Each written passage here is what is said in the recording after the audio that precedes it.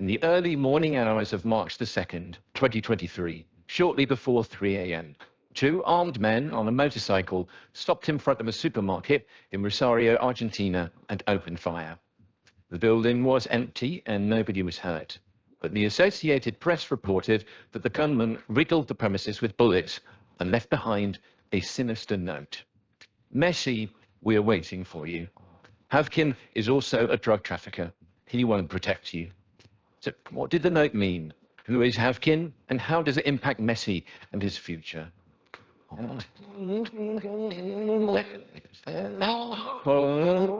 This wasn't just another random shooting in Rosario. The target, Supermercado Unico, is owned and operated by the family of Antonella Roccuzzo, who is Lionel Messi's wife. It was also just the latest instance of organized crime and gangland violence, which has led to over 50 homicides in the city already this year. In 2022, there were 270. Despite being 3 times as large, there were just 88 homicides in Buenos Aires during the same time period. It means that Rosario, the birthplace of Messi and where his parents and in-laws still reside, has the unwanted title of being Argentina's most violent city. Now, that last line of the note, left by the gunman, was possibly a reference to that, and to Pablo Havkin, Rosario's mayor, who immediately condemned the attack and said that Rosario is a laboratory for criminal activity. He also pointed the finger at local law enforcement for failing to protect the city. Now, the intention behind the attack is unclear.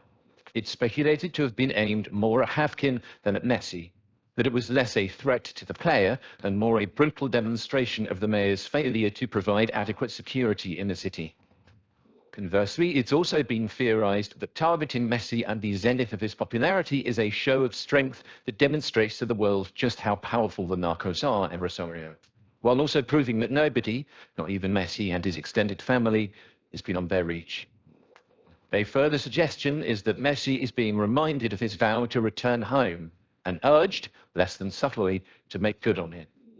Other commentators have offered a simpler explanation, that Messi would be returning to a place where he would need allies, with the supermarket shooting serving to demonstrate his vulnerability. But there remains no conclusive answer, nothing but speculation and innuendo. Nevertheless, the shooting quickly became world news, while simultaneously causing a political controversy in Argentina, when the nation's defense minister, Aníbal Fernández, told reporters after the shooting that the Narcos have won. It painted an ugly picture of the instability in one of Argentina's most fabled football cities.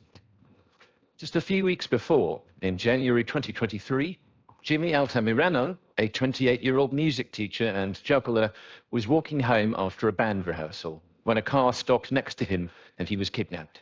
Minutes later, he was found dead at the entrance to Newell's Stadium. Altamirano had no known links to drugs or violence. He was found with a letter addressed to members of both a local drug cartel and Newell's Old Boys Ultras. His body had been dumped in front of Newell's Stadium, named after Marcelo Bielsa. In the wake of the murder, Santa Fe's provincial security minister and the head of the provincial police force were both dismissed in response to growing lawlessness. In early March, to the fury of locals, a 12-year-old boy was shot and killed during a confrontation between rival gangs. 3 other children were wounded by what was described as a hail of bullets. So the picture is extremely bleak.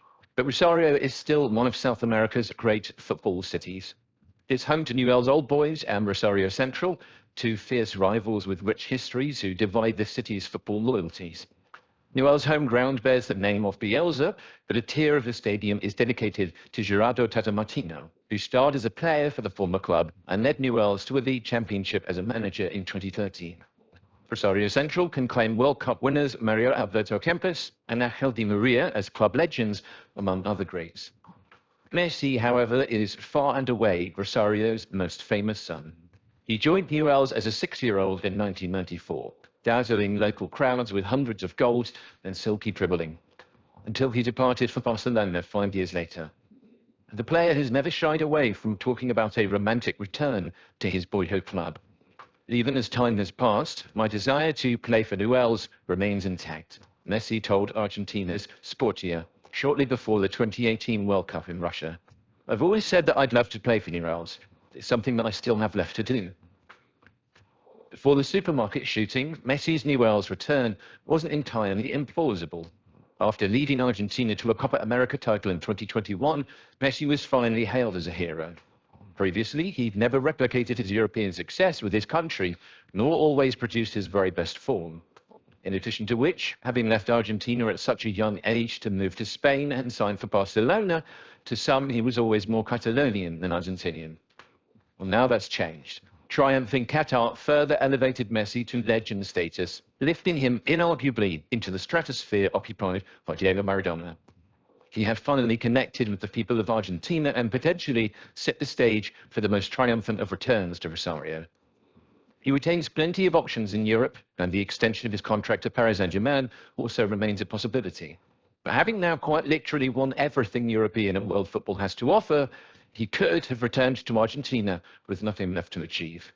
But this latest act of violence may have prevented that return, or at least made it far less likely.